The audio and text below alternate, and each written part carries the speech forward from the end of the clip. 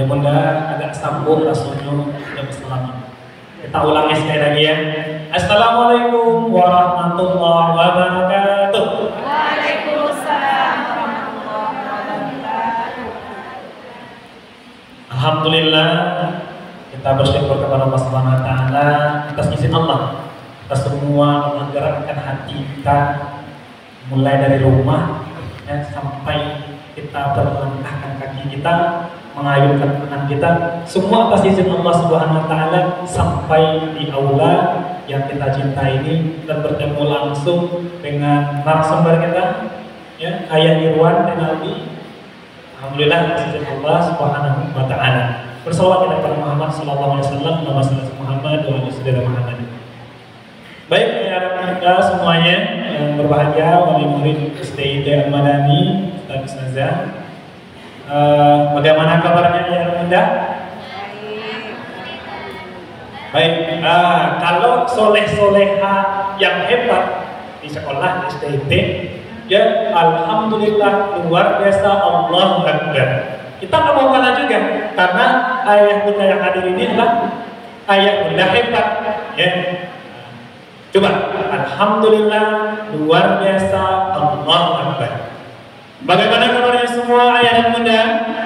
Alhamdulillah luar biasa, Allahu Akbar. Tentu dengan semangat ini ya menandakan kita semangat juga menuntut ilmu dengan ayah Irwan. Ya Ustaz, bagaimana kabarnya ayah? Alhamdulillah sehat. Oke, hari ini sesi kedua tentu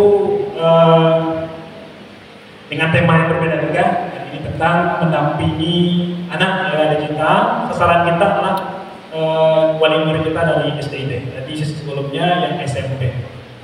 Nanti tentu pendekatannya insyaallah akan dikupas langsung oleh Ayah Irwan bersama dengan kita.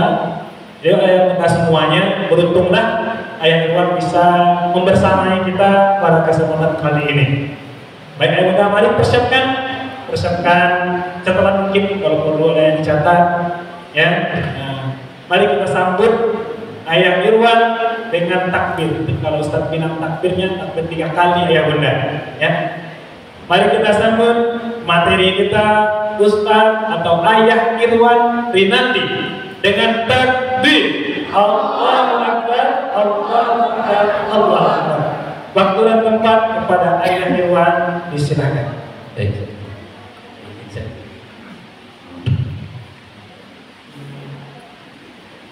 Baik, terima kasih banyak Ibu dan Bapak. Bismillahirrahmanirrahim. Assalamualaikum warahmatullahi wabarakatuh. Waalaikumsalam warahmatullahi wabarakatuh. Ayah memang komposisinya duduknya seperti ini, nyaman ya. Ada yang back, ada yang penyerang, ada yang nyaman ya. Nyaman ya. Ibu-ibu nyaman seperti ini? Nyaman ya.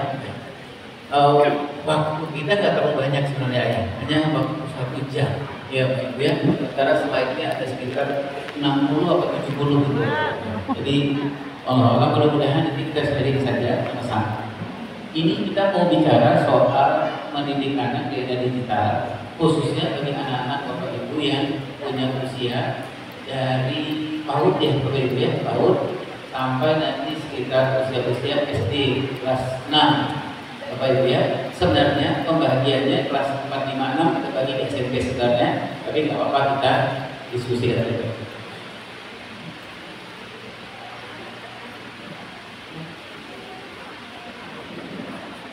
Nah, Bapak Ibu, saya kasih judulnya mengasuh dengan pantun di era digital.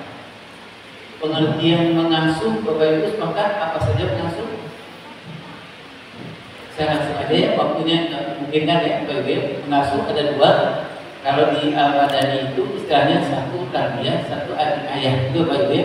1 mendidik, 1 mengasuh itu ya. Kalau tarbiyah itu urusannya lebih banyak kepada kognisi, lebih banyak ke otak kita itu Bapak Ibu ya.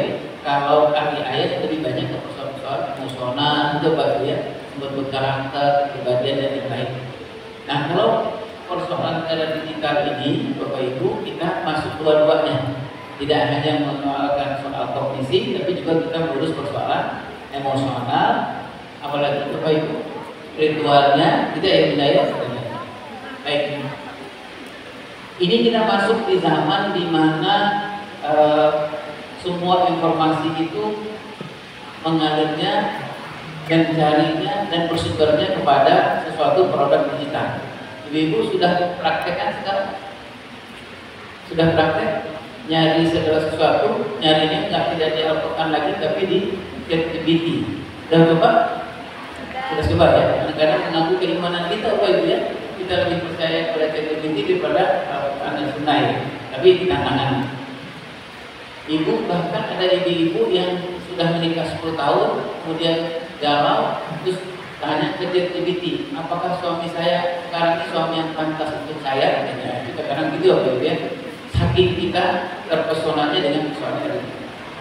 Nah kemudian Bapak Ibu semuanya sekarang sudah sumbernya ke era sumbernya produk kita. Itu nggak Bapak Ibu? Ya, bikin teh manis tanya ke produknya digital. Itu Bapak Ibu ya. Bikin apa lagi? Bikin masak air tanyanya ke produk digital. Baik. Bahkan Bapak Ibu pengasuh anak juga tanyanya ke digital. Itu apa itu ya? Produk digital. Baik.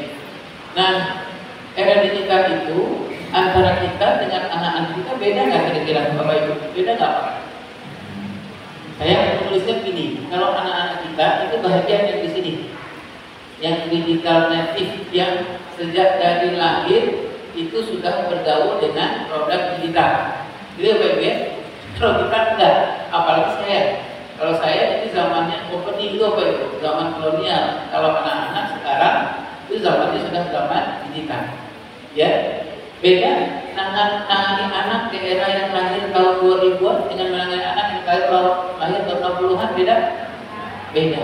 Ibu-ibu dan bapak sudah siap? Sudah membedakan cara melatihnya? Wallahu a'lam bishawab. Baik. Ini beda nih Pak Ibu ya. Dia lahir, ini kita, Bapak Ibu, ini anak-anak kita. Ya, Bapak Ibu ya. Kalau ini ciri-cirinya anak-anak kita lahir tumbuh di era yang sudah ada digitnya. Itu Bapak Ibu ya. Ya.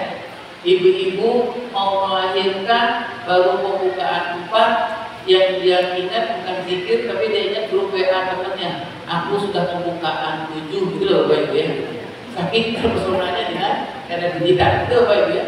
Melahirkan gitu ya Bapak Ibu, Bapak lupa ini azan apa qomat apa takbiran. Nah, Bapaknya lihat ke produk digital. Nah, produk digitalnya salah memberikan informasi. Anak baru lahir, produk digitalnya menunjukkan takbiran di Bapak. Maka ayahnya takbiran di telinga anaknya. Padahal harusnya gitu ya Bapak Ibu. Nah, karena berbeda. Kemudian anak-anak kita sudah multitask, sementara kita hanya satu pekerjaan yang terbiasa kita kerjakan satu. Kalau dulu zaman dahulu kita disuruh sama Bapak Ibu Bapak kita makan ya makan itu Bapak Ibu. Kalau sekarang anak-anak bisa mengerjakan 5 pekerjaan sekaligus dalam satu kali. Nah ini contohnya saya. Saya dengan anak saya dulu ya Bapak Ibu adalah ini tinggal 10 menit lagi mobil antar jemputnya mau datang. Bapak Ibu ya. Sementara makan belum selesai, minum belum selesai, PR belum selesai, nggak tahu apa yang perlu dikerjakan. Saya datang. Ini adalah orang dari zaman kolonial. Itu Bapak Ibu ya. Yang ini yang lagi duduk, ini zaman digital. Beda? Beda. Saya datang dengan kegundah-gundahan saya, Bapak dan Ibu. Saya bilang, Mas, kamu waktu 10 menit lagi, 5 pekerjaan belum selesai. Astagfirullahaladzim. Nah, biasanya orang seperti itu Bapak Ibu ya. La haula wala quwwata illa billah. Apa kata jawaban saya? Santuy om. Jadi santuy aja. Bapak santai aja. Gak bisa Mas, kamu mengerjakan 5 pekerjaan. Gimana caranya? Dia bilang tenang. Jadi dia ambil laptopnya, dia ambil handphone, makan masuk, minum masuk, nyala handphone, nyala laptop. Dia telepon temannya, dia bilang aku lupa kerjain PR yang mana. Itu Bapak Ibu ya. Temannya bilang kamu searching aja ini. Dia searching makan masuk, minum masuk. Kemudian ini dikirim kemana PR ini kata anak saya. Kirim ke linknya ibu guru aja. Itu apa? Ini linknya. Nanti. Aku sudah. Ini saya beri cemas Bapak Ibu. Aku Mas, ini bisa nggak? Kata anak saya santuy. Oke. Kurang dari 10 menit, 5 pekerjaan selesai. Makan habis, minum habis, laptop dia tutup, PR sudah selesai, dia berangkat. Meninggalkanlah orang kolonial ini yang kolesterolnya naik dulu, jantungnya naik, Bapak Ibu ya. Kenapa? Karena kita berbeda, gitu. Jadi kadang-kadang sumber petaka itu karena kita nggak menyocokkan diri dengan anak kita, gitu Bapak Ibu ya. Tapi sudah berbeda. Kalau dulu saya sama Bapak Ibu saya kalau makan itu makan, makan, itu nggak ada pekerjaan lain yang bisa saya selesaikan. Tapi zaman sekarang dia bisa mengerjakan 5 pekerjaan sekaligus. Beda Bapak Ibu. Beda. Nah, baik. Kemudian anak-anak kita tidak lagi berpikir lurus itu maksudnya bukan yang ngaco-ngaco, bukan Bapak Ibu ya. Tetapi dia sudah bisa berpikir kalau dia mentok di sini dia akan ke sini, gitu Bapak Ibu. Kalau dia mentok di sini dia akan ke sini. Sementara kita dulu nggak lagi. Tidak Bapak Ibu, nggak lagi. Kalau mentok sudah selesai. Duduk, nangis, itu Bapak Ibu ya. Tapi anak-anak sekarang enggak. Kalau dia mentok dia bisa pekerjaan yang lain, ada cara yang lain. Kenapa? Karena asupan yang masuk ke dalam dirinya itu sekelilingnya masuk ke Bapak Ibu. Informasi lewat handphone, lewat apa saja masuk ke ya. Sementara dulu kita, kalau saya Bapak Ibu, yang masuk informasi hanya lewat TVRI hitam putih. Yang bisa saya tonton di kecamatan, yang bisa hanya saya tonton mana suka siaran yang ada. Ibu tahu? Nah kalau Ustaz nggak tahu ya, karena belum lahir begitu. Jadi kalau anak kita sekarang apa aja masuk Bapak Ibu. Dia pegang handphone, semuanya masuk. Mau jadi apa dia masuk di sini. Bahkan dia pegang handphone, dia lihat YouTube, nggak sekolah pun nggak apa-apa, betul Pak. Bahkan mungkin ada di YouTube yang ada orang yang menerangkan pembelajaran lebih hebat dari gurunya. Ada nggak kira-kira? Ya banyak guru. Ya, jadi kita mau berbeda. Jadi apa, Bapak Ibu? Satu hal yang kita pegang, kalau mengasuh anak di era digital apa? Satu hal yang kita pegang, kita berbeda. Jadi Bapak Ibu, jadi kalau kita berbeda, sadarilah bahwa kita ini nggak sama dengan anak-anak itu. Nggak bisa kita paksakan apa maunya kita ketika dulu di zaman dahulu. Baik. Yang ketiga, yang selanjutnya Bapak Ibu adalah dunia anak tanpa batas, dunia kita terbatas. Benar tidak Bapak Ibu? Dunia anak, kejadian 1 detik lalu di Amerika Serikat, sekarang 1 detik kemudian dia anak kita tahu. Itu Bapak Ibu. Kalau kita kejadian di Padang, baru 2 hari kemudian kita tahu belum? Benar Bapak Ibu? Jadi semuanya itu berubah dan berbeda memang. Baik. Sangat berbeda. Apa kejadian di Amerika? Misalnya, saya ngambil contoh anak muda nih Bapak Ibu. Anak muda dia punya misalnya gini, dia punya pemain bola yang dia sukai. Itu adanya di Inggris, Bapak Ibu. Misalnya Muhammad Salah itu Bapak Ibu ya. Kemudian dia lihat di handphonenya, ternyata ada kabar Muhammad Salah barusan jatuh, gitu loh. Dia langsung sedih itu Bapak Ibu. Hanya cuma 1 detik dia langsung sedih. Kalau kita Bapak Ibu dulu Maradona jatuh sudah masuk ke rumah sakit, dirawat di rumah sakit 1 bulan 2 bulan baru sampai ke kita, itu loh Bapak. Kita baru nangis sudah 2 bulan yang lalu kita ya. Sama kita 1 detik yang lalu dia tahu masalah jatuh, dia beda Bapak. Beda. Jadi itu gimana? Jangan memaksakan dulu apa yang kita mau pada anak bahwa kita ini berbeda. Bapak. KTP kita beda Bapak Ibu. Jadi kalau KTP-nya anak isinya ini kewarganegaraannya, dia penduduk pribumi asli native digital. Kalau kita imigran Bapak Ibu, ya, karena dia itu memang penduduk pribumi dari lahir itu Bapak. Dari dulu bapaknya melamar ibunya itu sudah digital, Bapak. Gimana? Dari Bapak Ibu melamar anak, melamar di sini digital gimana? Dulu kalau kita ngundang orang menikah itu lama prosesinya, tuh Bapak Ibu ya. Lama dari meninjau melamar ke mana tuh Bapak Ibu, main dulu proses 2 hari 3 hari, beli apa dulu. Sekarang tiba-tiba ada saudara kita, tiba-tiba WA-nya masuk, maaf tanpa menghilangkan rasa hormat kami kirimkan undangan pernikahan anak kami. Selesai Pak. Kalau dulu ada Pak, ada cara mau dulu, ada apa dulu yang dibawa itu Bapak Ibu ya. Semuanya mungkin adalah berbeda. Bapak Ibu yang Ka'bah, apa tantangan kita di era digital ini? Saya catat beberapa ini yang hubungan dengan anak-anak. Tantangan pengasuhan baru. Bapak Ibu merasa ada tantangan ngasuh anak ini? Ada? Bisa kita sekarang sama anak kita pokoknya bisa agak susah. Ya Bapak Ibu. Kalau dulu Bapak, saya dulu di kampung, kalau pulang habis maghrib, saya takut gitu loh Bapak Ibu. Kenapa saya takut? Karena apa? Di kampung dulu saya nggak ada listrik. Saya tinggal agak ke gunung itu Bapak Ibu. Kalau pulang lewat maghrib, bapak saya bilang nggak usah pulang sekalian, takut saya. Listrik nggak ada, mau kemana main dulu Bapak Ibu? Ya, ada binatang buas. Tapi kalau anak kita sekarang dia lewat pulang maghrib, kita marah sama dia, udah nggak usah pulang sekalian. Dia teriaknya boleh, gitu loh Bapak Ibu. Semuanya ada surga yang lebih hebat dari rumah ini, gitu loh Bapak Ibu. Dia bisa nongkrong di mana, dia bisa ngomong di mana. Jadi semuanya bisa terbuka. Oleh sebab itu, ibu dan bapak butuh tantangan pola pengasuhan baru. Polanya Bapak Ibu ya. Kalau asalnya aslinya dalam konteks agama Islam nggak ada yang berubah. Nanti kita diskusikan. Misalnya ini, anak sampai 7 tahun nggak akan berubah dari awal sampai sekarang bahwa salah satu kurikulum terbaik, pola terbaik adalah anak 7-8. Nggak ada itu nggak ada sukses. Bapak Ibu punya sekolah, ada PAUD, TK, dan SD kelas 2, kelas 3 ke bawah. Salah satu pola asuh terbaik adalah anak 7-8. Nggak ada negosiasi, itu oke. Hampir semua para ahli sepakat betul bahwa punya anak di usia 0,8 tahun dan 9 tahun terbaiknya adalah wallahu akhraja min butuni ummahatikum la ta'lamuna syai'an jangan bersama wa bersama. Itu oke. Bahkan yang terbaik, kalau Bapak Ibu punya anak di atas kelas 4 SD ke atas, pola terbaiknya adalah apa yang saya disebut oleh para ahli bagaimana pola Nabi Ibrahim mengurus Nabi Ismail. Ada di As-Saffat 100 kilo. Itu apa mengurus anak-anak 15-16 tahun ke atas. Pola yang terbaik itu, salah satu pola terbaik adalah seperti yang Polri kita menyebutkan apa tadi Pak Kamal.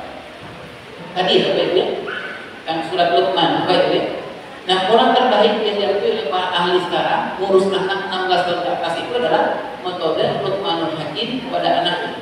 Apa itu metode? Kalau punya ngurus anak SMA ke atas, metodenya cuma satu, ketegasan, ketegaan. Anak-anak di umur itu yang dibutuhkan adalah ketegasan, ketegaan. Makanya Allah menyebutkan semuanya itu adalah wala tusyrik billah. Apalagi apa itu wala tusyrik khadaqal dinas syirk al marhadan. Baik. Yang kedua tantangannya adalah kemajuan teknologi. Tadi sudah Bapak Ibu ya, saya contohkan ke diri saya. Saya stres 10 menit, 5 pekerjaan belum selesai, ternyata dengan bantuan teknologi selesai sama anak. Ya. Kemudian pengaruh pola asuh, komunikasi dan pengawasan terhadap anak berpengaruh Bapak Ibu. Pengaruh digital ini, pengaruh yang pola asuh Bapak Ibu, pengaruhnya. Baik. Nah, ayo juga resiko penggunaan teknologi digital oleh anak-anak ini Bapak Ibu sudah sangat paham. Ada kecanduan gawai. Kecanduan gawai itu sebenarnya kalau anak-anak yang usia transisi ke bawah itu gampang dilihat dari pupil mata sebenarnya Bapak Ibu. Jadi seperti apa pupil matanya, berarti anak-anak sudah terkontaminasi dengan berapa lama dia melihat gawai, berapa jam melihat gawai, dan kemudian termasuk berapa apakah anak sudah terkontaminasi dengan pornografi apa belum, itu bisa dilihat dari fisik. Baik, masalah privasi ini juga sudah Bapak dan Ibu sudah paham. Digital ini membongkar keluarga kita. Benar Bapak Ibu? Benar ya? Anak kita kalau dia nggak sadar, dia posting semua isi rumah tuh Bapak Ibu ya. Dia posting bapaknya siapa, ibunya siapa, yang sebenarnya itu aib nggak perlu diketahui sama orang lain, semuanya terbongkar sekarang. Itu ya Bapak Ibu ya. Alamat rumahnya di mana, kita ada kita ya. Dengan itu banyak sekali kejadian-kejadian yang sangat fatal. Orang bisa menculik, orang bisa mengancam itu. Dan ada persoalan anak-anak kita pegang gadget tapi nggak dilatih untuk persoalan privasinya. Itu Bapak. Baik. Ini konten-konten berbahaya. Ini Bapak Ibu sudah ketahui bahwa kalau anak-anak kita membuka akses pornografi itu lebih dari 20 kali, 15 kali, 20 kali, dipastikan dia akan menyeberang ke porno aksi. Itu Bapak Ibu. Jadi gimana Bapak Ibu kalau anak kita di usia SD ke bawah ini sudah terkontaminasi dengan pornografi lebih dari 15 kali, Bapak Ibu dia dipastikan akan masuk ke sebuah ruang namanya porno aksi. Porno aksi itu apa? Ibu? Kalau anak kelas SD ke bawah, apa yang dilakukan? Melakukan hubungan suami istri? Tidak. Apa yang dilakukan anak-anak? Namanya masturbasi dan onani. Itulah sebabnya kenapa anak-anak Indonesia dulu saya bantu Ibu Eli Risman namanya mendirikan sebuah yayasan. Kami dulu konsentrasi betul di soal pornografi. Kami menemukan ayah dan bunda anak-anak yang kelas 4, 5, 6, 7, 8 itu di Indonesia yang sudah terpapar dengan akses pornografi itu hampir 92%. Bapak Ibu, dari 92% itu kalau dia nonton pornografi itu lebih dari 15 kali, 20 kali, dipastikan menurut penelitian kami adakan dia pasti akan mencari namanya porno aksi. Porno aksi itu apa? Masturbasi dan onani. Anak bapak ibu melakukan masturbasi onani lebih dari 15 kali, dipastikan sepertiga sistem sarafnya kosong. Itu Pak. Kosong sistem saraf itu gimana Pak? Konsentrasinya rendah. Kalau disuruh ke warung, bang, tolong beli gula apa, dia lari, pulang. Apa yang kenapa dia pulang? Lupa. Tadi beli apa ya? Betul Pak. Oh beli ini. Oh ya oke, dia lari lagi ke warung, dia balik lagi. Apa yang lupa? Uangnya lupa. Kenapa ini persoalannya? Kenapa kita nggak marah kita? Karena sudah hampir sepertiga sistem sarafnya kosong. Karena sudah mengkonsumsi pornografi dan porno aksi. Baik. Nah apa yang harus Bapak Ibu lakukan? Menurut saya Bapak Ibu dan guru lakukan. Kita harus menjawab dua pertanyaan ini. Siapa yang mau bertanggung jawab dan bagaimana bertanggung jawab? Siapa yang bertanggung jawab? Harus kita tunjuk kepada ini.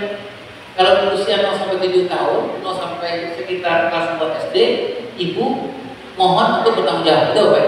Tapi kalau sudah nanti umur kelas 4 SD ke atas, ayah ambil alih tanggung jawabnya. Itu ya. Karena apa? Kan fitrahnya anak di usia 8 tahun ke bawah itu lebih banyak irisannya dengan ibu. Kalau ayah usia 9 tahun ke atas irisannya lebih banyak fitrahnya dengan ayah. Itulah sebabnya kalau ayah punya anak kelas 4 SD ke atas, saya memohon betul kepada ayah hadirlah di dalam kehidupan anak meskipun tidak setiap saat. Ayah hadir dalam hidup anak setiap saat, tak usah setiap saat, tapi hadirlah pasangan yang tepat. Bapak Ibu. Jadi kapan saat yang tepat itu? Nah, nanti kita bahas. Rasulullah SAW menyebutkan ada 12 waktu yang bapak-bapak wajib hadir di diri anak. Contohnya saat dia sedih, saat dia gembira, saat dia berprestasi, saat berjalan, saat bersafar, saat anak tunjuk pesan dan lain-lain. Itu ya. Baik. Nah, bagaimana caranya? Nanti kita lihat. Siapa yang bertanggung jawab? Ini orang yang bertanggung jawab. Ayah bunda ya. Ayah itu bertanggung jawab yang sebutannya keayahan. Keayahan itu apa Bapak Ibu ya? Kalau ayah itu fisik, kalau keayahan itu selain dari fisik ayah, itu keayahan. Ayah yang akan bertanggung jawab nanti menjadi ayah itu fitrahnya namanya tafloh. Tafloh itu ketangguhan. Itu Bapak Ibu. Itu ada di ayah. Nah, kemudian ayah itu salah satu tugasnya adalah menjadi mu'allim, murabbi.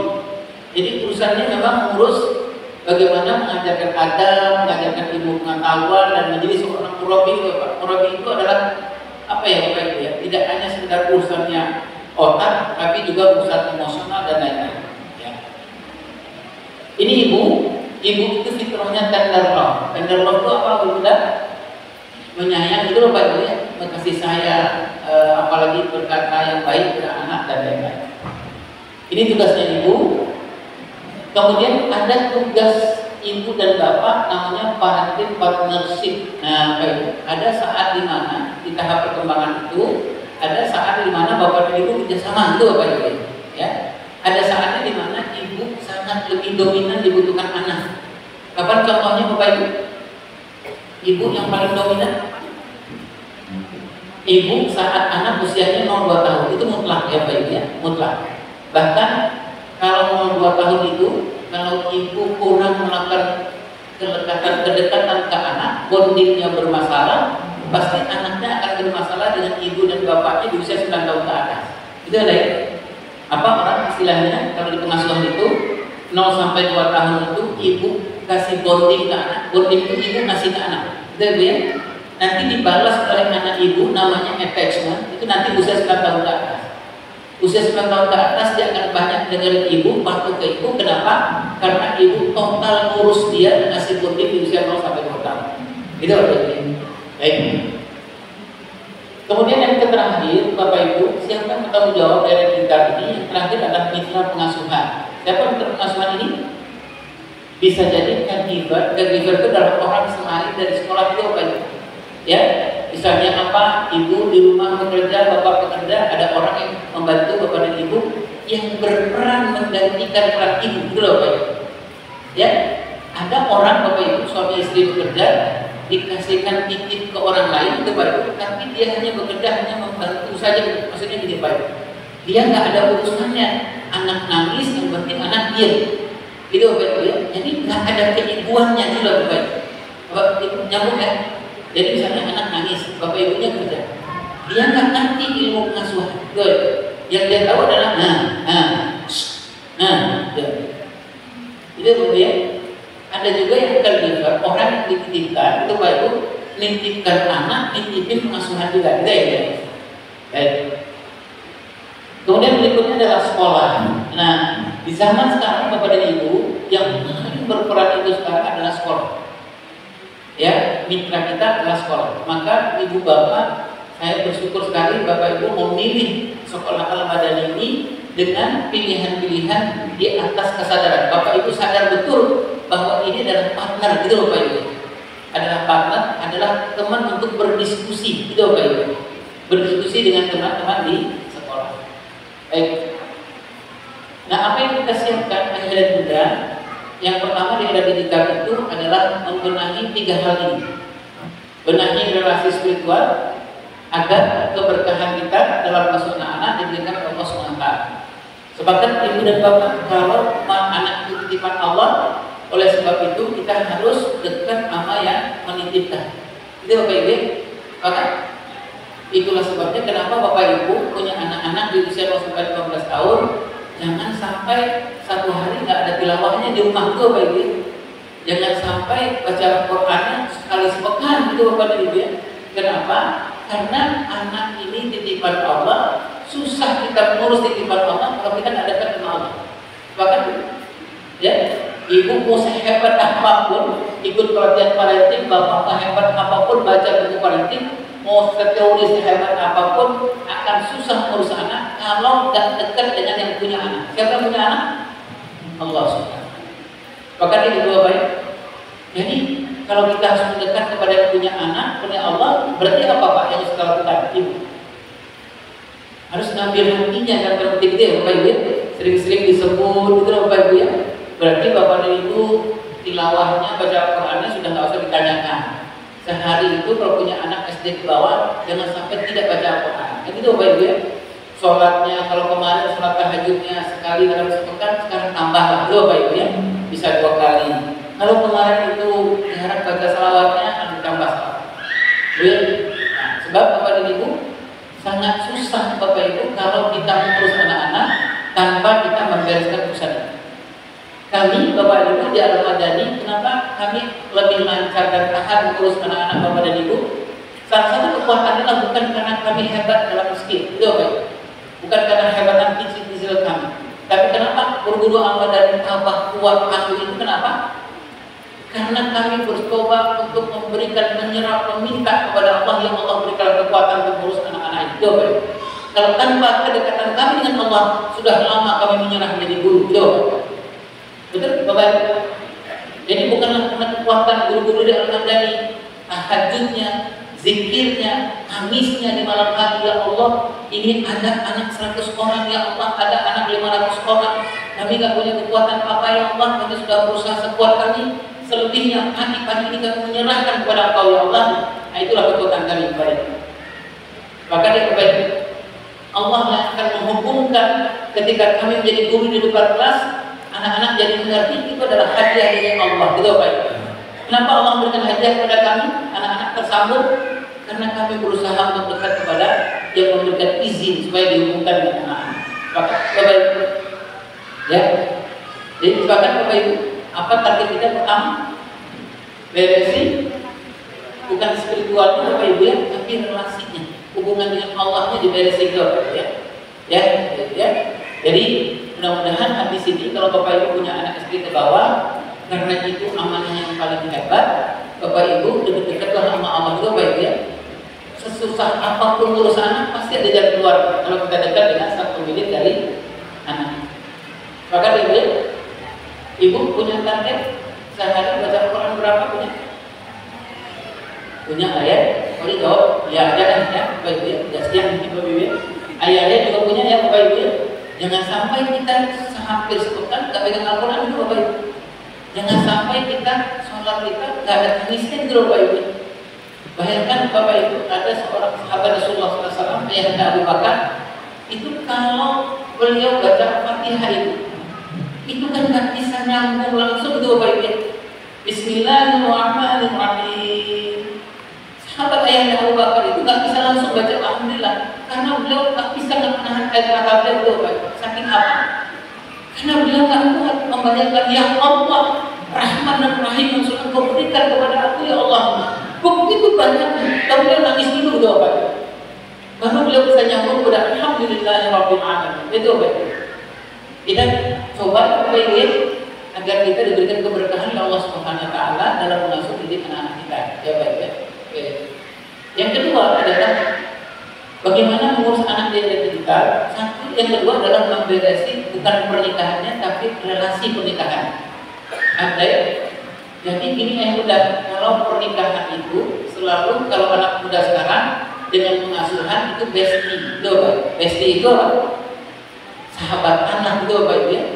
Jadi seperti apa sepasang suami istri mengasuh anak, begitulah sebenarnya gambaran pernikahannya dia gitu loh. Jadi kalau membereskan pengasuhan berarti membereskan indek. Apakah rumah tangganya sedunia tapi nggak sesurga? Coba cek rumah tangga kita Bapak Ibu. Maksud saya gini, kita dengan pasangan kita agenda dunianya sama, tapi agenda nggak sama tuh. Si istri bilang sama suami, Mas, Abang, anak kita sekarang sedang butuh-butuhnya bantuan dari Allah. Itu Bapak Ibu.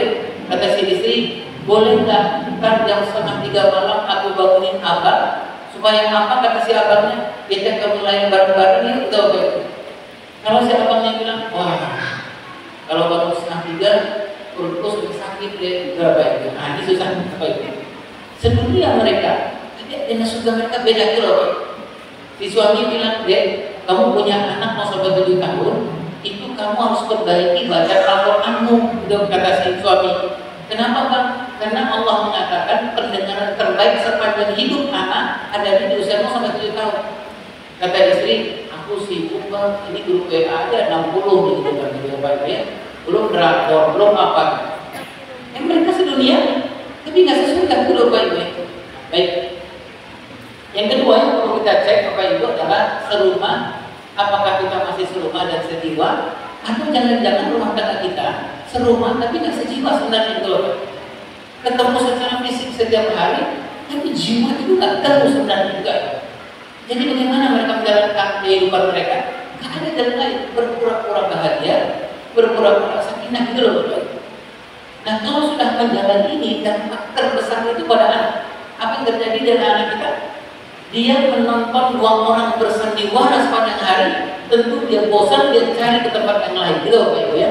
Salah satu tempat yang paling hebat itu adalah handphone. Gitu ya Bapak.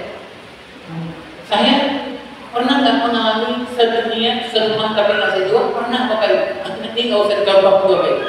Yang dulu di awal-awal pernikahan saya, kalau mau ada acara gitu Bapak Ibu ya, saya udah berdiri depan pintu. Nah saya bilang sama istri saya, dia bilang tangan gitu Bapak Ibu. Kata istri, buat apa gitu ya? Buat apa? Mau digandeng gitu loh Bapak Ibu. Kata istri saya, tumben gitu Bapak Ibu. Saya bilang ini nggak enak nih. Keluar dari komplek nanti ada rumahnya guru ngaji saya, ada ketua DKM gitu saya. Jadi jalan saya digandeng itu Bapak Ibu. Pas lewat rumah ketua DKM, ketua DKM masjid saya keluar lagi nyiram bunga pagi-pagi. Apa kata DKM? Ya Allah, nggak kemana dicari contoh keluarga sakinah itu. Istri saya biasanya kalau dengar itu dia batuk. Saya bilang Habis keluar dari komplek, istri saya masih pegang tangan saya bilang, kata istri saya, sampai kapan abang nggak capek bersandiwara? Apa abang nggak lelah acting gitu? Kapan ini diakhiri? Kata istri saya, kalau aku kuat, aku kuat. Gitu. Tetapi dengan anak-anak kita, kalau kita bersandiwara sepanjang hari, lama-lama dia nggak nanggap kita, dia akan gampang cari model yang lain. Apa itu Bapak dan Ibu? Apa? HP. Gitu. Karena di HP lah, di games lah, dia dapatkan segala sesuatu yang harusnya dia dapatkan dari Bapak dan Ibu. Gitu. Saya ambil contoh HP. Kenapa anak-anak suka main game? Kenapa kira-kira Bapak Ibu? Karena di games itu ada fitrah yang anak-anak butuhkan. Itu Pak Ibu. Dia ambil contoh. Dari games ini anak main games, dia naik ke grade 1 ke grade 2. Bapak-bapak dan ibu-ibu yang pernah main games, kalau kita berhasil naik grade 1 ke grade 2, itu ada rekaman tepuk tangan ribuan itu Pak Ibu. Ada musiknya, ada tulisannya di games itu, kamu juara, kamu juara. Ada keluar bintangnya, kamu juara, kamu juara. Anak butuh itu? Butuh? Butuh? Iya, itu fitrahnya anak? Iya, itu fitrahnya. Dipuji dan dihargai. Kenapa dia mau lengket ke games itu? Karena dia tidak dapatkan dari dua orang yang disebut yang dipanggil ayah dan ibunya. Ibunya pulang dari aktivitas, anaknya tadi berhasil mengerjakan sesuatu di sekolah, ibunya buka pintu, anaknya ngejar. Assalamualaikum kata ibunya, waalaikumsalam kata anaknya, Bu, aku tadi di sekolah, aku di sekolah saking gembiranya. Apa kata ibunya? Aku tadi di sekolah kita guru pintar gambar. Ibunya bilang, alhamdulillah, lanjutkan. Iya, padahal tadi itu neneknya nanya, ibuku masih lama pulangnya, ngomong sama nenek aja. Dia bilang, enggak ada orang satu dunia pun yang aku kasih kabar gembira ini kecuali ibu. Merasa apa sekarang? Terus kenapa ibu bilang lanjutkan? Gitu loh Pak. Kenapa ibu mau enggak hanya ketika anak datang, Bun, aku tadi sekolah. Kenapa ibu nggak simpan handphonenya dan nggak bilang, ya Allah, terus gimana anak itu? Kenapa ibu hanya itu aja itu nggak bisa gitu? Apa yang terjadi? Sekali dua kali anak-anak merasa bahwa oh begini Bapak itu. Nah akhirnya dia balik ke games gitu Bapak itu. Karena di games itu ada kebutuhan ribuan gitu Bapak itu. Ada tulisan kamu juara gitu. Ya, ayo. Relasi pernikahan. Nah yang mudah-mudahan Allah SWT mudah-mudahan ini kan kita lagi bertemu di majelis ibu ya Bapak Ibu. Janji Allah SWT Allah akan kirimkan ribuan malaikat di atasnya.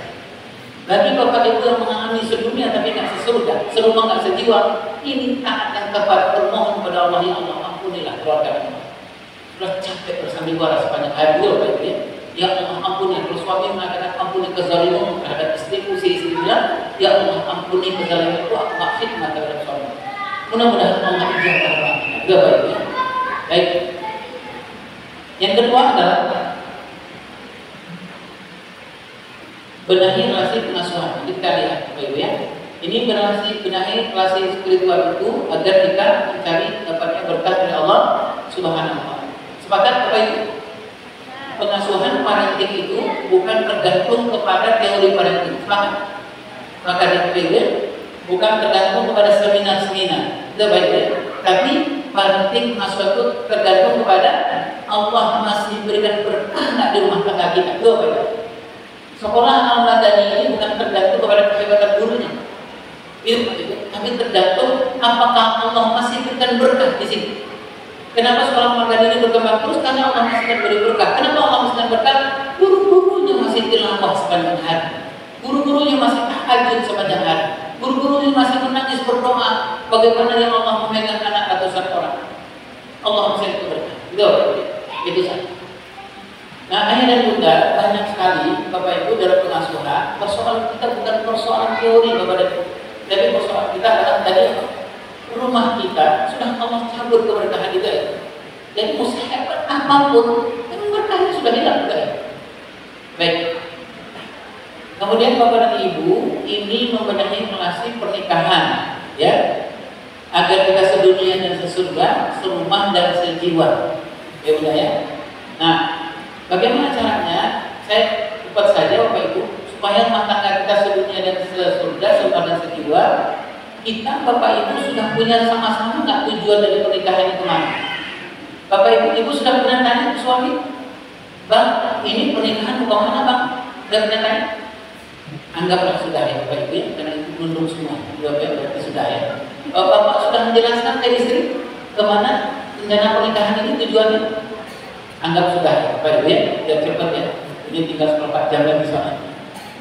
Saya hanya menambahkan saja Bapak Ibu, mengingatkan ke diri saya, kalau rumah tangga itu seperti bahtera ya Bapak Ibu, saya adalah komandannya, saya bukan setir, gitu Bapak Ibu. Kalau rumah tangga itu yang memegang setir nggak tahu mau kemana, repot nggak urusan? Repot nggak kira-kira? Nah, baik. Ini saya Bapak Ibu, saya husnuzon saja. Bapak Ibu pasti sudah sepakat rumah tangga kita salah satu tujuannya ke sini, betul Bapak Ibu? Ke Ar-Ra'd 23, betul ya? Ar-Ra'd 23 itu adalah janji Allah. Nanti Allah akan pertemukan kembali suami dengan istri, betul ya Bapak Ibu ya? Ketemu lagi dengan anak-anak, ketemu istri, ketemu suami, suami ketemu dengan istri. Namanya surga adil. Gitu ya benar? Itu tujuan kita. Ya Bapak Ibu. Oleh sebab itu, ibu-ibu masih berdoa ketemu dengan suami sekarang di surga. Agak berat ya. Sekali lagi saya tanya, ibu-ibu masih berdoa ketemu dengan suami sekarang di surga?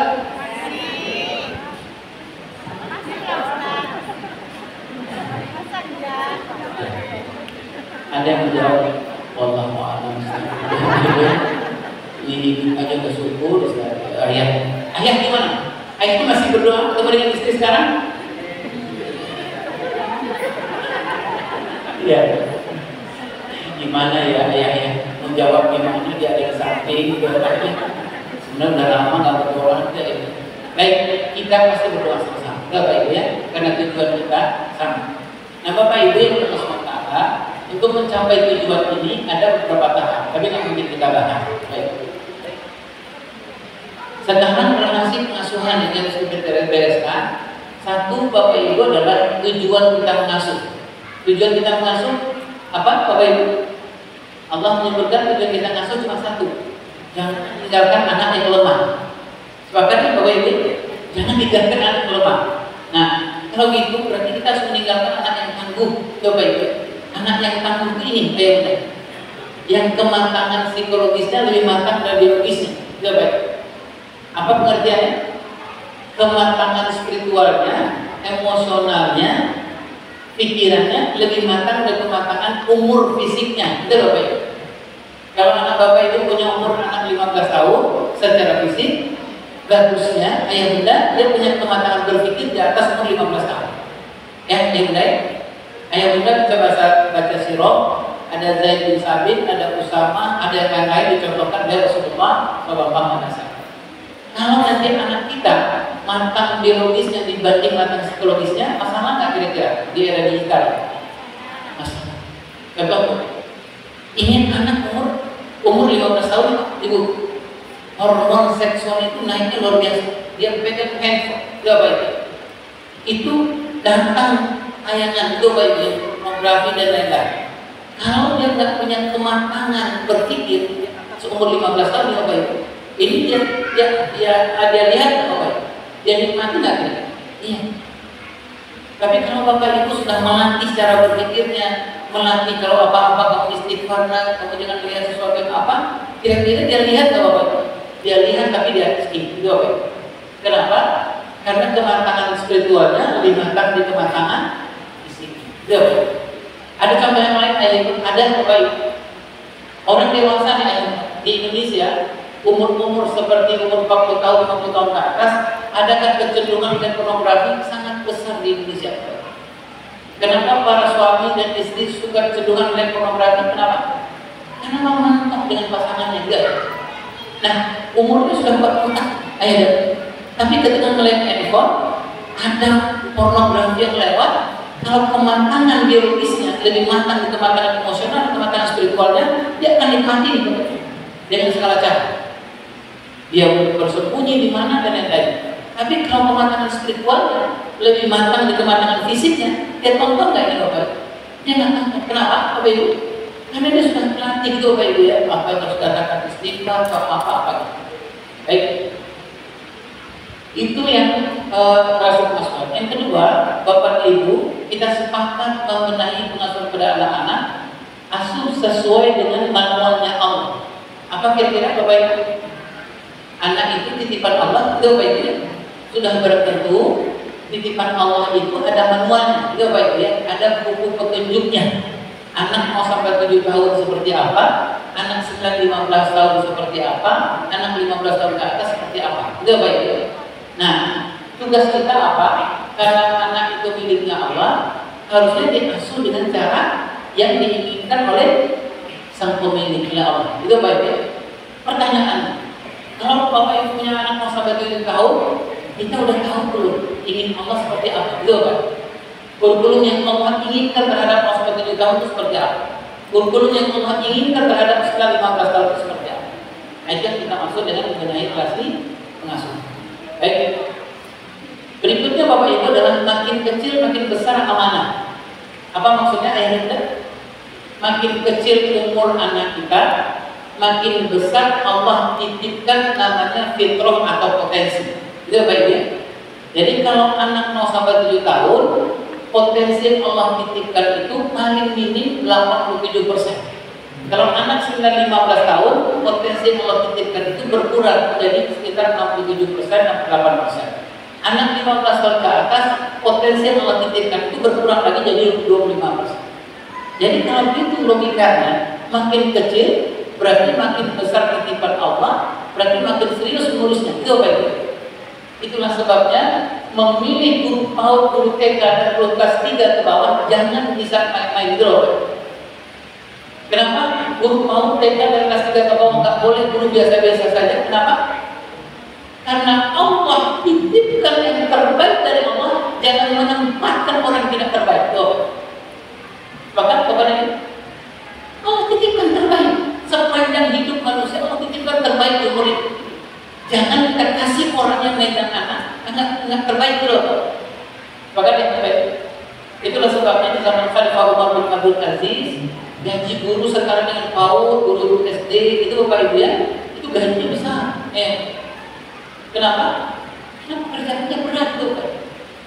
Allah titip paling hebat di situ gitu loh ya. Sama seperti ayah bunda punya anak mau sampai 7 tahun.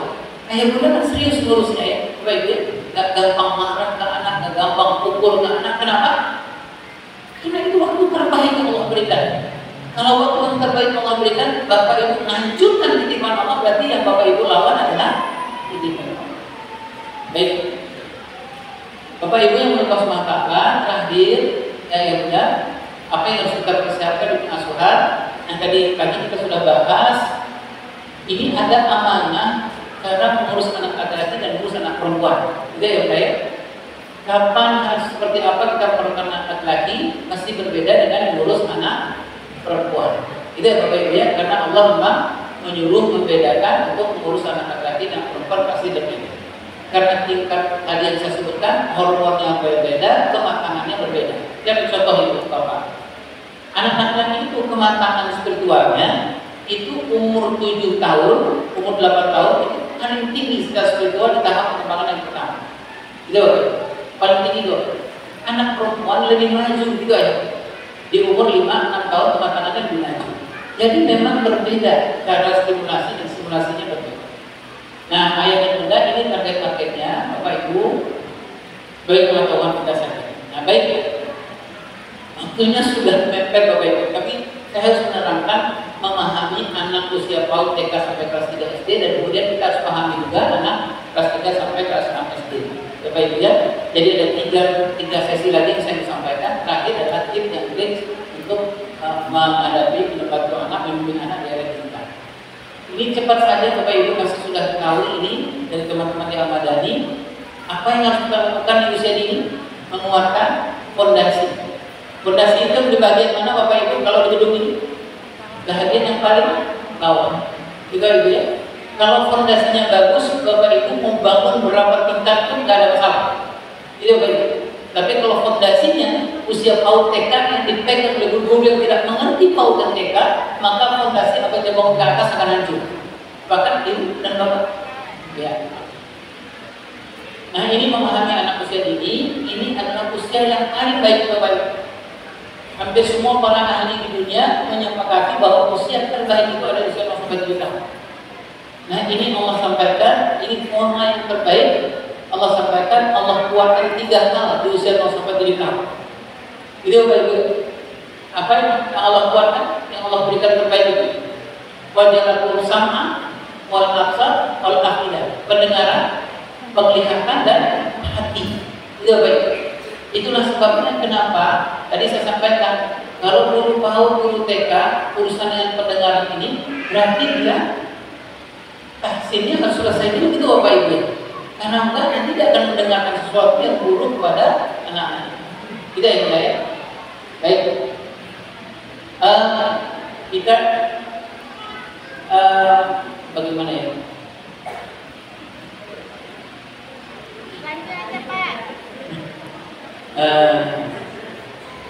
Mudah-mudahan kita ketemu lagi beberapa pekan kemudian ya Bapak ya. Ya, ini saya perlihatkan aja slide-nya Bapak Ibu. Sehabis ini mungkin kita masih ada waktu sekitar 10 menit untuk menjawab. Ini pahami anak usia dini, ini yang Allah berikan pendengaran penglihatan yang nurani, ini terbaik nih Bapak Ibu yang ini terbaik. Pendengaran anak di usia 0-7 tahun itu kemampuan mendengarnya 4.000 kata-kata per hari. Berapa lama dia simpan? 10 tahun dia simpan, Bapak. Itulah sebabnya Bapak Ibu, kenapa Ibu Bapak senang baca Al-Quran di anak usia 0-7 tahun? Karena kalau Bapak Ibu baca Al-Quran 4.000 kata-kata itu sudah berapa juz Bapak simpankan, Ibu simpankan dalam ingatan anak 10 tahun disimpan. Itu Bapak Ibu. Jadi sekarang tergantung sama Bapak Ibu pendengaran anak mau didengarkan apa, disimpan sama dia. Kalau Bapak Ibu dengarkan Al-Quran di usia 0-7 tahun disimpan sama dia. Dia nggak ngerti. Dia nggak pahami. Tapi Allah berikan kemampuan penyimpanan luar biasa. Allah mudahkan saya bikin beberapa program di televisi, ada Bendacil, ada Hadis Quran dan lain-lain. Ratusan ribu anak-anak ada audisi. Saya buktikan kemampuan mendengar anak itu baik. Kalau kita audisi anak di umur 10, 11, 12 tahun, kita tanya abang-abang dan semua, adik-adik semua, hafal nggak ayat 1-20? Bisa nggak? Juz 28. Mereka bilang nggak. Oke, saya bilang, saya minta mentor saya untuk memurojaah hafalan 1-20 ayat juz 28 selama 10 menit. 10 menit kemudian saya istirahatkan, saya tanya lagi sama mereka, kan hafal? Bapak? Saya bilang, kok aneh? Kok bisa hafal betul baik? Tadi nggak hafal. Saya kumpulkan orang tua muridnya, saya bilang, apa rahasia Bapak ini? Tadi 10 menit sebelumnya mereka nggak hafal, 10 menit kemudian mentor kami murojaah ayat 1-20 beberapa kali, kemudian mereka bilang apa? Kenapa Pak? Apa kata Bapak dan Ibu? Alhamdulillah ya Pak. Di usia 0-7 tahun kami dengan pasangan kami berusaha berkali-kali mengkhatamkan Al-Quran. Jadi Bapak Ibu, Allah berikan kemampuan penyimpanan yang luar biasa. Persoalannya Ibu Bapak mau nyimpan apa? Dan disimpan 10 tahun ke depan. Iya. Nah, menurut saya Bapak Ibu, kalau ditanya handphone gimana dengan handphone dengan anak 0-7 tahun? Ini jawaban. Ini jawaban. Mau disimpankan apa? Silakan Bapak Ibu. Mau milih anak seperti apa kelak kemudian? Silakan. Ibu mau menyimpankan apa? Bapak mau melihatkan apa? Silakan. Yang jelas Allah kasih fasilitas di usia itu apa yang masuk lewat penglihatannya, lewat pendengaran, lewat hatinya, dia simpan 10 tahun ke depan. Jadi kalau ada ditanya, gimana dengan anak saya urusannya digital, handphone dengan anak-anak seperti itu? Silakan Bapak Ibu. Yang jelas Allah kasih fasilitas itu. Menyimpan ilmu disimpan sama dia, betul. Tergantung pada Bapak dan Ibu mau seperti apa anak kita. Ya, baik. Nah, yang muda ini yang tadi saya sebutkan itu masa paling baik itu pendengaran adalah pintu ilmu pertama. Sepakat Ibu dan Bapak? Di dalam kandungan ada embrio yang tumbuh awal, apa namanya embrionya? Embrio pendengaran. Itu Bapak Ibu. Yang sepakat ya Bapak Ibu? Kemudian penglihatan, setelah mendengar anak-anak akan kaitkan dengan apa yang dia lihat. Kemudian hati nurani, ini alat pemroses terbaik untuk nilai akhlak karakter hati. Polanya ini baik, pola pengasuhannya ini potensi yang Allah berikan di usia dini, ini polanya. Ya, Bapak Ibu, apa pola pertama? Kalau dia salah, arahkan. Jangan konsentrasi kepada yang salahnya itu, Bapak. Kalau dia minum makan tangan kiri, Bapak Ibu jangan bilang tangan kiri terus, tangan kiri terus. Nah, ini tangan kiri terus itu, Bapak. Apa yang kita lakukan? Apa yang kita lakukan, Bapak Ibu? Kita bilang Allah dan Rasulnya senang makan tangan. 5 menit kemudian dia makan tangan kiri, Bapak bilang lagi, Bapak Ibu bilang lagi tangan kanan. Nah, berapa lama kita katakan ini? 7 tahun. Itu fondasi yang berbeda. Nanti umur 9 tahun ke atas, mudah-mudahan tidak merepot dengan anak kita dulu. Ya. Yang kedua, pembiasaan dan keteladanan. Ini banget mungkin ya. Saya baca saja. Anak usia ini itu membutuhkan namanya kedekatan. Ya, Bapak Ibu ya, kedekatan itu nanti kita akan bahas namanya ada 5K yang dibutuhkan oleh anak usia ini. Yang saya 5K. Nah, ini kebutuhan kenapa dibutuhkan 5K. Baik. Nah, ini saya sebutkan ini benda 5K itu yang dibutuhkan ayah di usia dini sampai kelas 3 SD. 1, kehangatan itu hubungan bapak dan ibunya seperti apa sehari-hari. Kedua, kedekatan itu fisik. Anak bapak ibu mau sampai 7 tahun itu seberapa banyak dipeluk, dicium, disayang itu bapak ibu ya, hubungannya dengan kulit. Ya. Kemudian kedekatan itu lebih pada psikologis, seberapa banyak dipuji. Tidak ya. Anak-anak mau sampai 7 tahun butuh dipuji bapak, butuh ya, butuh bapak ibu ya. Kadang-kadang anak-anak itu butuh hampir setiap menit dia datang ke ayah. Ya, aku tadi sendalnya ayah sudah kususun. Apa sebenarnya? Apa yang diinginkan? Iya, dia butuh ya. Boleh nggak validasi aku ini anak yang seperti apa? Gitu. Hanya dia butuh dari ayahnya apa? Ya Allah, kenapa kasih ya nak? Kamu sudah membantu menyusun sepatu ayah. Dia butuhkan gitu. Gitu ya. Dia datang ke ibunya, Bu, aku boleh nggak bantu ngiris bawah? Nah, kalau ibunya nggak ngerti, ibunya bilang, gitu baik-baik. Penasaran? Gitu. Sebenarnya apa anak ibu akan membantu ngiris bawah? Dia hanya bilang, boleh nggak ngomong aku? Ketika aku mengatakan aku bantu ibu ngiris bawah, boleh nggak bilang ke aku anaknya seperti apa? Gitu. Akhirnya kita sebut dengan proses kelekatan. Jadi, nah, Bapak Ibu yang harus makanan, mau sampai 7 tahun, mau sampai 8 tahun butuh itu agar apa? Kalau dewasa nanti dipuji sama orang, dia nggak lupa diri dulu, Pak. Ya, begitu sudah cukup kita ya, sudah cukup diselesaikan oleh Bapak Ibu. Bab 4 dan kelima, keterikatan dan keterlibatan. Anak di usia 0 sampai 7 tahun atau kelas 3 SD ke bawah butuh guru, butuh orang tua yang tidak hanya terikat tapi terlibat. Tuh. Kalau anak-anak main, itu dia bilangnya, ya ini mainnya bagus sekali. Ayahnya nggak hanya bilang iya bagus nah, tapi anak masuk ke 7 tahun butuh ayahnya datang ke sana, terus ayahnya bilang kalau ini gimana nah, itu namanya terikat dan terikat. Walaupun cuma 2 menit itu bukan itu ya. Habis itu bapak pergi ada. Bapak ibu yang bermasuk ini keterangan-keterangannya. Ini ciri-cirinya kalau bapak ibu tidak berikan 5K itu bapak ibu ya. Nanti anak-anak umur 9 tahun ke atas, kalau kita ngomong sama dia nggak bisa melihat kontak mata dengan bapak dan ibu. Ya. Baik, ini keterangan saja. 0 sampai 2 tahun itu apa yang terjadi dan apa yang harus kita lakukan dan bulan namanya FSU ya. Ya. Wah, ini sudah mungkin ya. Ini 3 sampai 7 tahun. Ini ada jenis kelekatan apa seperti apa. Bapak Ibu nanti Bapak Ibu ambil filenya aja ke sekolah ya. Jadi Bapak Ibu kalau nggak sempat nanya jawab, Bapak Ibu bisa ke WA saya. Ya, dan langsung ke saya lewati saja yang kedua. Ini kualitas ini anak SD nih baik kelas 3 SD ke atas ya. Nah, bagaimana kita memahami anak usia ini? Dia sedang berkembang, transisi antara perkembangan dari bermain ke belajar. Betul Bapak Ibu? Anak-anak dari usia-usia dari TK ke SD, SD masuk kelas 3 itu masih ada unsur bermainnya. Dan pasti dia harusnya belajar itu baik dia, nggak boleh hanya bermain. Ayat yang kedua dari Allah Subhanahu wa Ta'ala,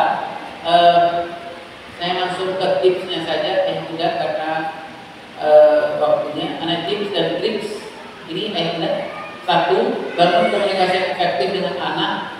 Ya, kita mengasuh anak dari digital. Komunikasi yang efektif ya Bapak Ibu ya. Jujur, terbuka, aktif mendengar, empati, memahami. Kemudian terapkan aturan penggunaan teknologi. Bikin aturan Bapak Ibu ya. Aturannya disepakati dan kemudian dijalankan peraturannya itu Bapak Ibu. Yang ketiga, menjalin emotional bonding. Emotional bonding itu hubungannya Bapak Ibu secara emosional, menyayangi anak dan lain. Nah, kemudian alternatif manajemen hiburan. Kalau kita melarang anak pegang HP, kasih alternatifnya apa? Bapak Ibu ya, jangan dilarang saja tapi nggak kasih alternatif. Bapak Ibu melarang melihat YouTube anak-anak, tapi Bapak Ibu nggak suka bercerita, Bapak Ibu ya, nggak suka berkisah. Nah, ini jadi masalah, Bapak Ibu ya. Baik, Bapak Ibu, itu mungkin yang bisa saya sampaikan. Ini nomor WA saya, Bapak Ibu. Nomor WA, Bapak Ibu bisa nanti kalau waktunya sudah memungkinkan. Mungkin habis ini ada satu atau dua pertanyaan yang bisa saya jawab, Bapak Ibu ya. Kalau materinya, mohon maaf, saya baru itu yang bisa saya sampaikan. Kalau di Instagram saya, hakiminya ini dicoret, di depannya tambah ayat yang bukan Rinaldi, itu Bapak Ibu ya. Jadi hakiminya sudah nggak pakai depannya ayat. Itu Bapak dan Ibu, saya mohon maaf terbatas waktunya. Allahu a'lam bishawab. Minta maaf sekali lagi. Assalamualaikum warahmatullahi wabarakatuh. Berikan aku semuanya yang mendatang ayat firman. Terima kasih ayah sudah berbagi bersama kita murid dari SD Al-Madani. Tentu Erda, kami sangat yakin sudah banyak ingin ditanyakan banyak kasus yang terjadi di rumahnya. Tapi mohon maaf sebesar-besarnya kita minta satu pertanyaan saja. Silakan, Bunda.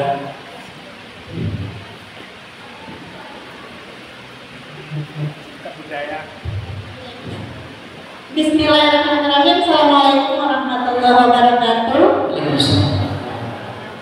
Terima kasih atas kesempatan yang diberikan. Ilmunya sangat luar biasa. Dari awal sampai akhir kayaknya rasa kapan berat banget ya. Apa namanya? Yang ingin saya tanyakan singkat aja mungkin ya ayah. Bagaimana caranya kita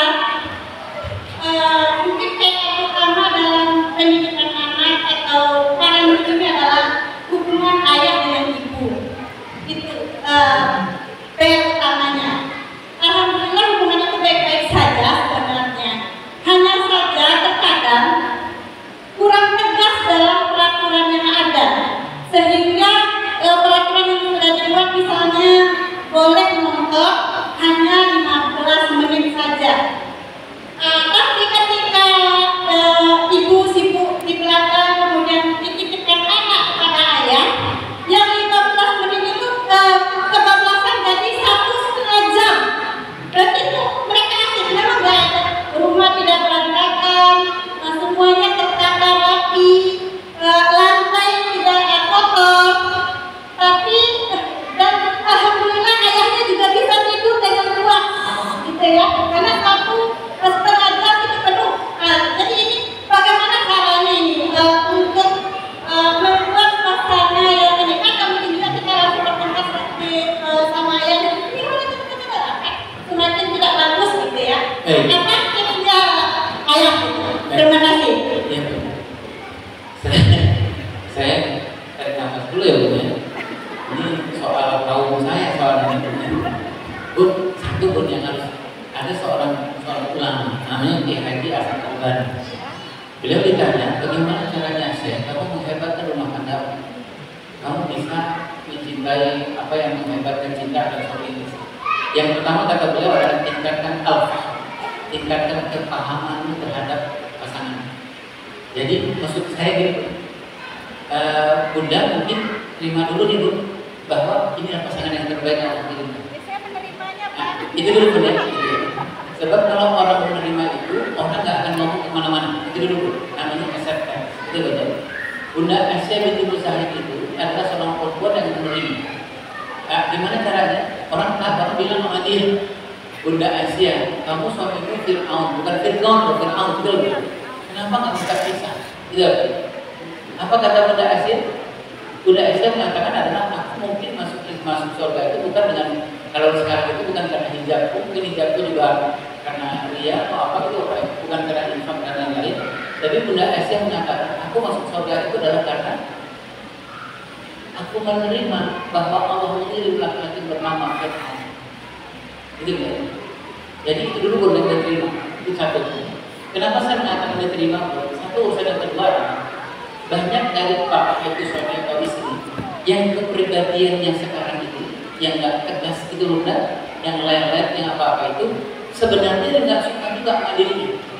Tapi persoalannya adalah dia nggak dapatkan itu di usia 15 tahun. Gitu. Namanya utang nasuh. Jadi dia ada sekarang. Bunda nggak usah jauh-jauh. Saya bercontoh ya. Dulu awal nikah, istri saya bilang, Mas, kamu nggak bisa seperti TV itu. Saya bilang seperti apa di TV itu? Bob yang memuji aku gitu. Bilang kan apa kan mataku cantik atau apa gitu. Saya bukan nggak mau Bapak dan Ibu. Saya bukan nggak mau. Saya nggak punya gitu. Dulu di umur 15 tahun, saya nggak punya itu. Bagaimana saya memberi pujian kalau saya nggak punya? Itu namanya utang masuk. Nah, menurut saya gini, ada suami, mohon maaf ya, itu kan nggak ada di sini, nggak ada suami di sini ya. Suami saya aman pulang. Gitu ya, Pak. Jadi ada, contoh saya lagi ya, Pak. Saya dulu kalau nyebrang jalan sama istri, itu nyebrang jalan, selalu istri bilang, Mas, udah nyebrang. Saya bilang, belum, masih ada tuh mobil tuh. Padahal udah jauh juga, Pak. Kenapa sikapnya bertahan, kepribadiannya bertahan? Saya orangnya nggak berani memutuskan. Kenapa ini? Saya sendiri nggak suka dengan sikap saya. Tapi begitulah yang saya terima dulu di umur 15 tahun. Makanya saya sebutkan Bapak Ibu, hati-hatilah dengan anak 15 tahun juga. Itu namanya utang masuk. Nah, maksud saya tadi Bu, kenapa acceptance itu menerima itu lebih dahulu gitu Bunda ya? Supaya kita bisa lebih objektif untuk bicara ke suami. Jangan kita bilang, suami, itu baik ya. Tapi kita mulai memahami dia sendiri sebenarnya nggak suka dengan kepribadian dia. Gitu. Sebenarnya kepribadian dia itu sudah membuat dia nggak disukai lah orang di luar itu baik. Nggak disukai teman-teman kerjanya itu baik. Karena apa? Nggak peduli orang, nggak tegas orang, lelet orang itu baik. Istrinya bilang, Bang, itu bocor Bang musim hujan. Kata suaminya, baru satu gampang. Jadi dia nggak selesaikan. Dan itu dia udah nggak sadar itu sudah menjadi kepribadiannya itu loh. Jadi udah dia nggak sadar melakukan itu Bu. Habis mandi kandungnya taruh di mana-mana. Dia nggak sadar Bu, bahwa itu nggak baik buat anaknya itu. Itu mencontohkan seorang tidak bertanggung jawab anak soal kandung itu. Tapi suaminya bilang ya itulah anakku. Maksudnya itulah anak kepribadian itu. Terakhir Bu, mungkin bicara dengan pasangan. Kalau saya bilangnya gini Bu, kalau saya mengalami dulu, saya bilang sama istri saya, Dek, aku cuma mengingatkan ini Dek, ada ayat Allah yang mengatakan, Kunna libasul lakum wa antum libasul lakum. Kamu adalah perempuan terbaik untuk menutup aibku. Aku laki-laki terbaik untuk menutup aib. Aib aku, saya bilang sama istri saya, adalah orangnya nggak berani memutuskan. Perempuan terbaik yang menutup aib itu adalah kamu. Sekarang boleh nggak setiap aku ada mau mengambil keputusan, aku mundur, boleh nggak kamu ingatkan aku? Betul. Jadi menurut saya, supaya jangan pilih terutama apa-apa itu budaya. Nah, menurut saya, orang sendiri pun saya seperti ini pun, saya sebenarnya lelah Bu. Saya tahu persis istri pengennya dipuji, tapi saya nggak bisa ngomong karena saya nggak punya itu. Nah, apa caranya? Saya bilang ke istri, Dek, kamu kasih buat aku, coba ya. Misalnya satu hari ini pagi-pagi sebelum aku berangkat kerja, kamu kasih ingatan sama aku, Mas, halo Ma, halo, gitu. Oh, berarti dipuji coba. Memang bentuknya artifisial awal-awal ini, tapi itu memang harus dilatih memang. Nah, itu menurut saya tingkat pemahaman kita kepada suami. Saya yakin Bapak Ibu yang di dalam SWT nggak ada suami tidak berbuat baik terhadap istri dan anak. Tidak ada seorang istri yang tidak mau berbuat baik terhadap anak. Persoalannya adalah satu, dia nggak punya. Yang kedua, jembatan ilmu belum sampai gitu. Belum sampai gitu. Nah, kalau saya pun, ayah, tolonglah kita buka jembatan ilmu itu. Jangan-jangan nggak mau berbuat karena memang ilmunya belum sampai gitu. Bagi sebagian para ayah, jadi ayah itu hanya cari uang betul ya. Tapi urusan spiritual, urusan ini lain-lain. Gitu kali ini. Ini bukan untuk kaum saya, tapi ya betul. Mudah-mudahan Allah, saya mohon maaf kepada ibu. Mudah-mudahan Allah menjodohkan kita lagi, kita bisa bertemu ya, dengan waktu yang lama, baik yang bisa kita diskusi. Ayah tetap semangat ayah. Terima kasih banyak sudah hadir. Boleh tepuk tangan buat ayah.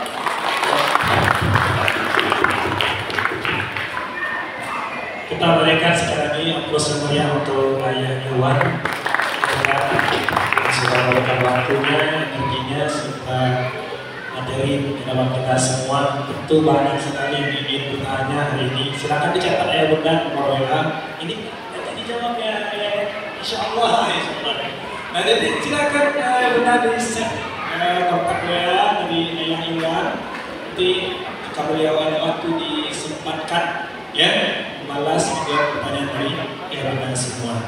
Atau besok Ayah Bunda akan ke UNP. Ya. Di UNP besok pagi sampai minum keluar kalau ada yang mengejar ya.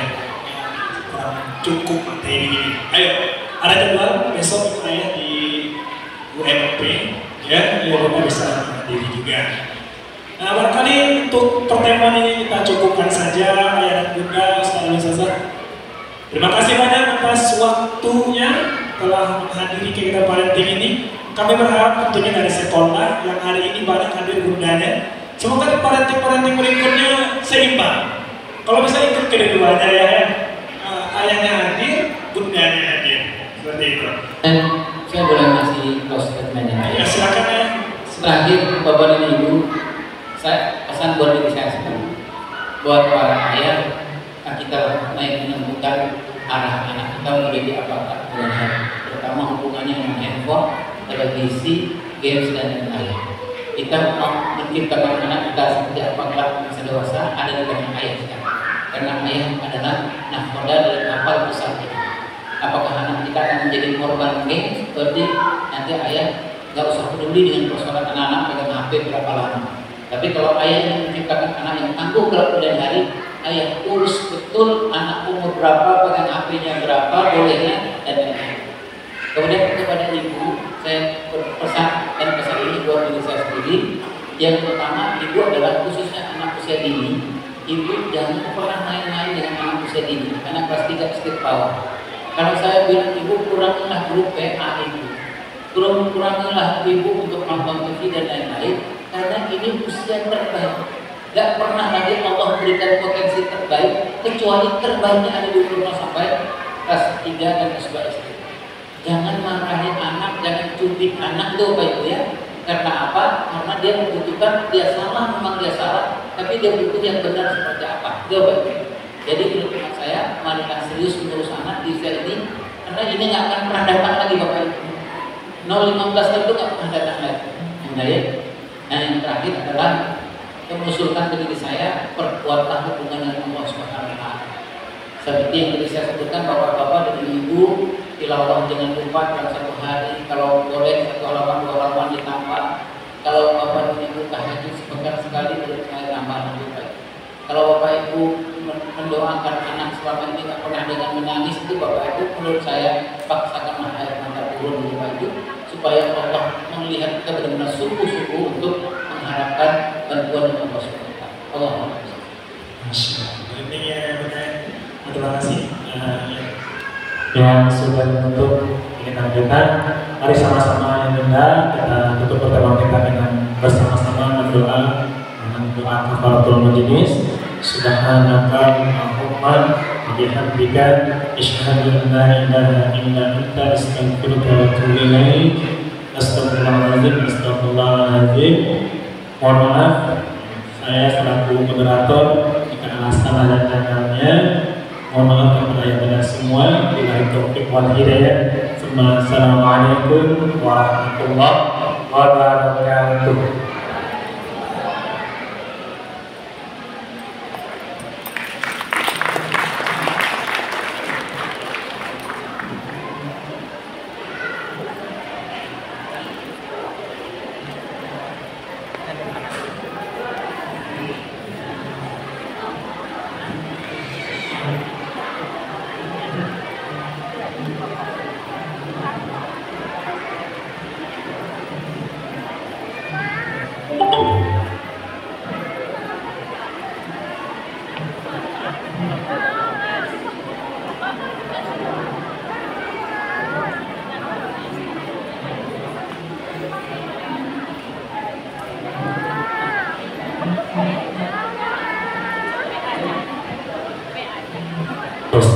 Ustaz-ustazah hebat, panitia dari SMP Al-Madani, SPI Al-Madani, PKIP Al-Madani, kita semua keluarga besar Al-Madani, silakan kita berkumpul di satu titik, yaitu di depan panggung, kita akan foto bersama. Sekali lagi, mohon bersegera karena narasumber kita ingin segera juga menuju tempat makasih berikutnya. Mari semuanya Ustaz dan Ustazah kita berkumpul di depan panggung. Ya, Ustaz Ustazah Al-Madani. Mari sama-sama untuk ke depan panggung. Sama juga ada bersama kita pengurus Yayasan Wakaf Generasi Madani.